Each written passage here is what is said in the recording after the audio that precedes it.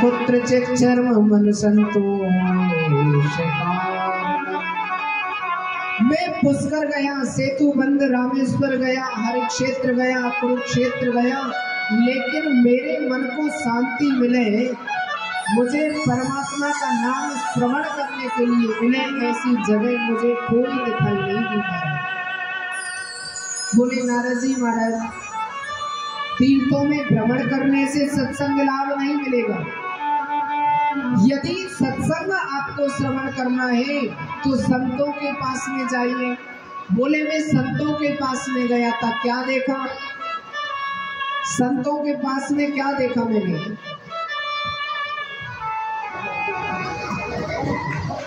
संतों के पास में क्या देखा मैंने? कि पाखंड निरता संतो विरता सा परिग्रह। जिनको धर्म का अंग होना चाहिए उनकी पाखंड में प्रवृत्ति, पापस्य खंड पाखंड हो। जिन संतों को धर्म का अंग होना चाहिए, बोले ये बंगला किसका है? ब्रह्मचारी जी महाराज का। ये बंगला किसका है? त्यागी जी महाराज का। और ये बच्चे किसके हैं? ब्रह्मचारी जी महाराज के। इतना हल्ला कहाँ हो रहा है? मौनी बाबा के आश्रम पर। तो जिन संतों को धर्म का अंग होना चाहिए उनकी पाखंड में प्रवृत्ति। तो मैंने तो कान पकड़ लिए, हे भगवान संतों के यहाँ पे भी शांति नहीं है। तो मैं ग्रस्तों के यहाँ पर गया और ग्रस्तों के यहाँ पर क्या देखा? तरुणी प्रभुता के श्याम को बुद्धिदायक। तरुणी प्रभुता के घर में जब तक हाथ में बहू के हाथ में तिजोरी की चाबी नहीं आई ना, तब तक ही सास ससुर की सेवा करती है। जैसे ही तिजोरी की चाबी हाथ में आई, अपने स्वामी जी के कान में कहती है, मैंने आपके लिए अपने माँ बाप छोड़ दीजिए, अब छोड़े हैं आपके लिए अपने माँ बाप, अब आप भी मेरे लिए इन माँ बाप को छोड़ दीजिए। स्वामी जी के कान में कहती है। पहले का समय था ना, उनका प्रबंध चलता है। पहले का समय था, सासू माता यदि बैठी है तो बहू बोल नहीं सकती, इतना लंबा घूंघट करती थी। यदि घर के दरवाजे पर भी खड़ी मिल गई बहू तो खैर नहीं है बहू की। लेकिन आजकल की जो बहुएं हैं ना, वो इतनी स्मार्ट हो गई हैं। यदि सासू माता ने पहले की तरह कुछ कर दिया ना, पहले जैसे नियम अपना लिए, तो इवनिंग में चाय में मिला करके कुछ दे देंगी तो सुबह तक गोविंदा कहती है, बेटा आधी सी निकल गई, कोई बात ना है, आधी और निकल जाएगी। जैसे बहू कर रही है वैसे ठीक है। श्याम को बुद्धिदायक। किसी बात में सलाह या परामर्श की आवश्यकता पड़ जाए तो ससुराल से साले साल को बुलाते हैं, ये काम होना चाहिए कि नहीं होना चाहिए। याद रखें, दीवार बिगाड़े आरो और घर बिगाड़े सारो। इधर तो भगवान श्री कृष्ण महाभारत के युद्ध में मामा लगते थे और उधर मामा शकुनी मामा लगता था कौरवों का। दोनों की ही वजह से महाभारत का युद्ध हुआ। इसलिए घर में कभी साले की सलाह नहीं ले। यदि जहां साले की सलाह आ गई घर बर्बाद। कन्या विक्रयणों लोभाद। लोग इतना ज्यादा बढ़ गया है कि बेटा बेटियों का क्रय विक्रय करने लगे। जो पहले समधी बन करके आते थे, समधी आप जानते हैं किसे कहते हैं? कैसे कहते हैं?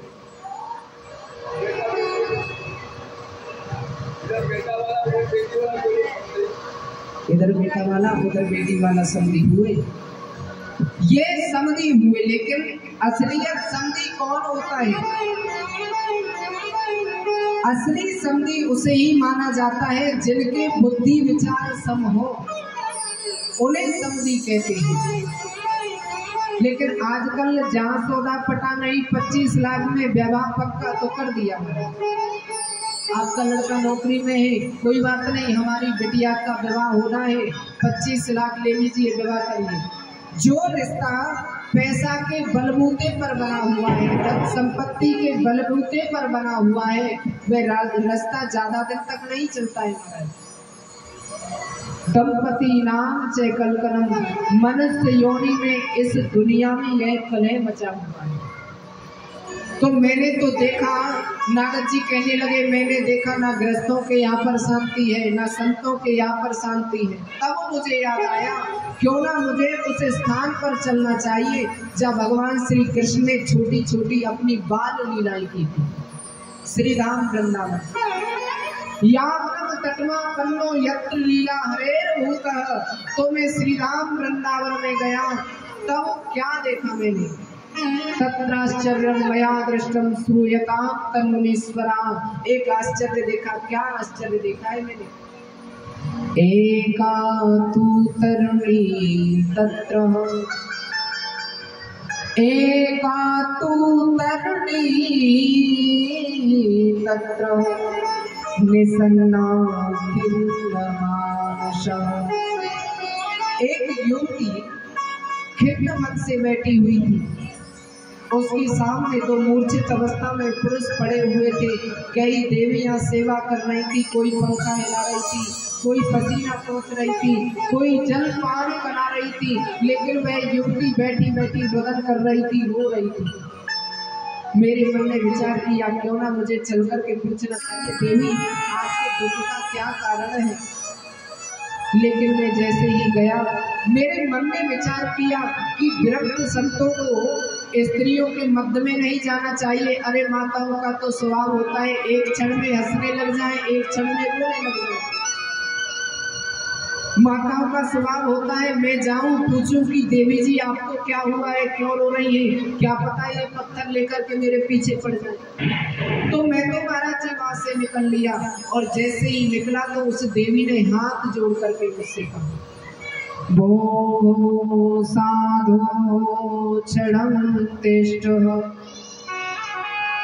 भो साधो क्षणं तिष्ठ, मच्चिन्तामपि नाशयो, दर्शनं तव लोकस्य सर्वथा गहनं परम्। भो साधु क्षणं तिष्ठ, हे साधु क्षण मात्र के लिए आप रुकिए ना।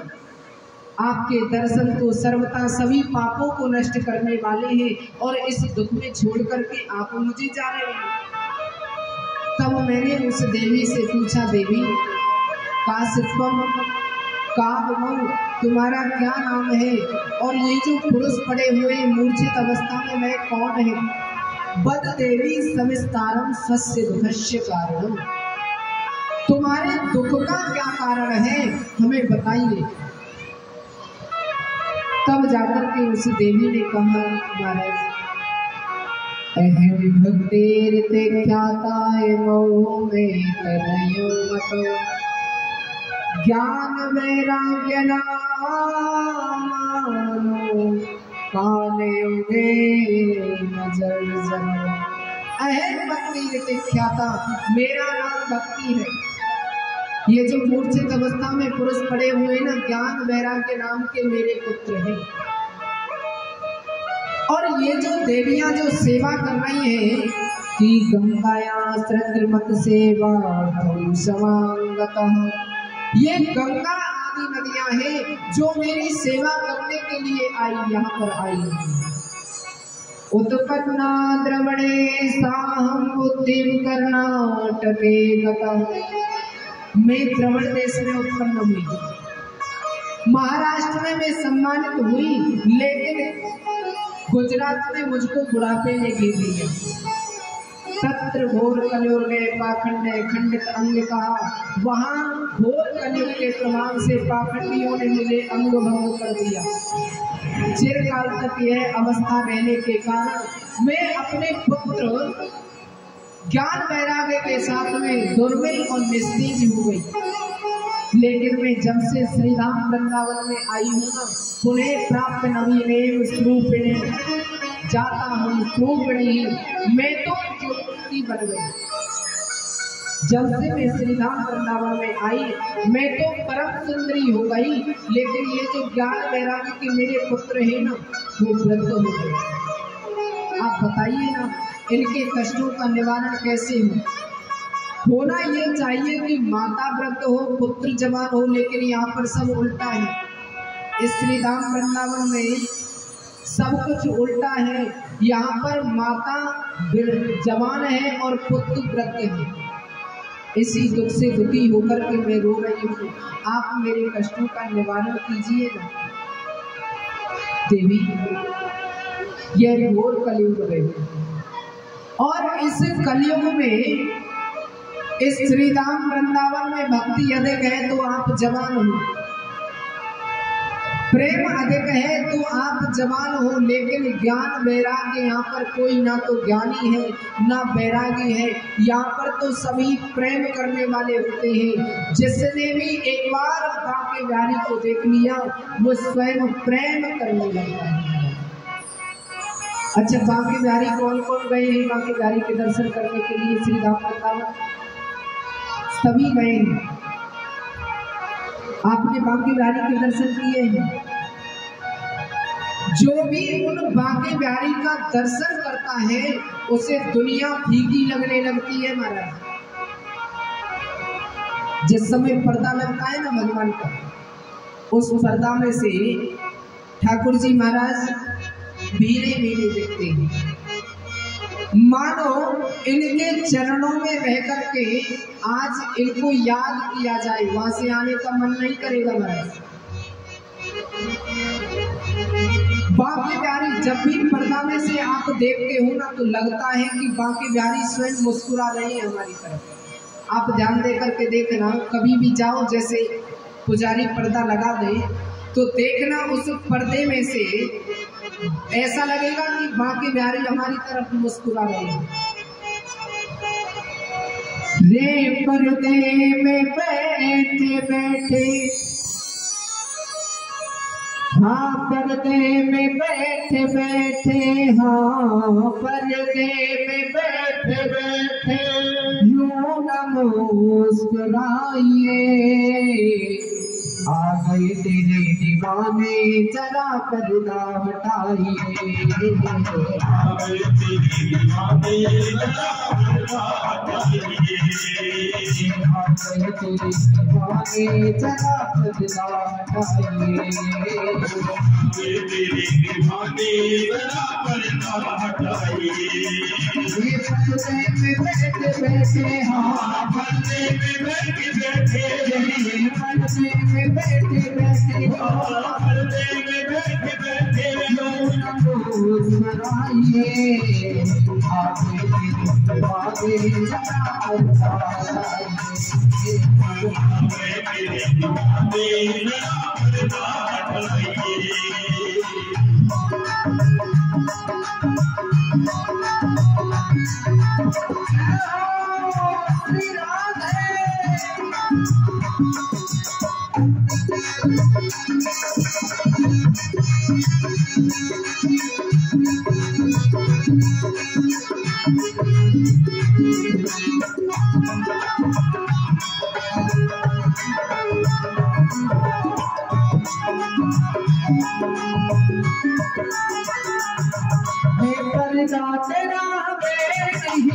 मंजूर सामने नहीं, मंजूर सामने नहीं, मंजूर सामने मैं बैठा है चुपके दीवानों से क्यों दूर सामने। बैठा क्यों दूर सामने, हो बैठा क्यों दूर सामने। मैं भी तो आया तो कदम, मैं भी तो आया तो कदम, मैं भी तो आया तो कदम, मैं भी तो आया जरूरी बनाइए। आप मेरी बात ये जरा हटाइए।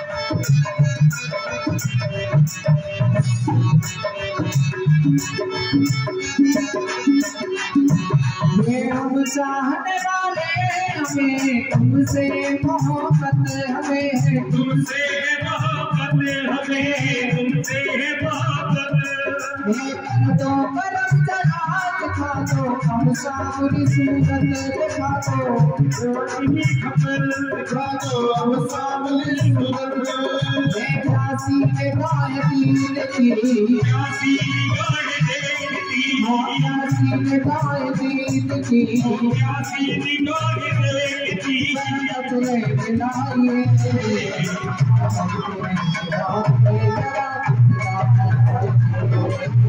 मेरे दीवाने जरा पर्दा हटाइए जरा पर्दा मेरे दीवाने जरा पर्दा हटाइए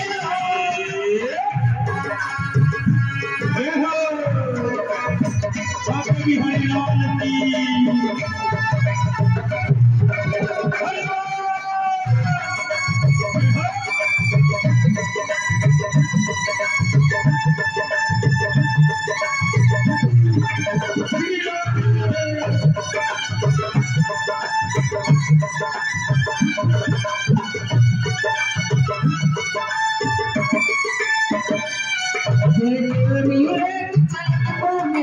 की करार है मेरा दिल बेकरार है मेरा दिल बेकरार है दीदार की तमन्ना मुझे अब तेरा इंतजार है तेरा इंतजार है तेरा इंतजार है रह के हमें ये तरह रह के हमें ये तरह रह के हमें ना सताइए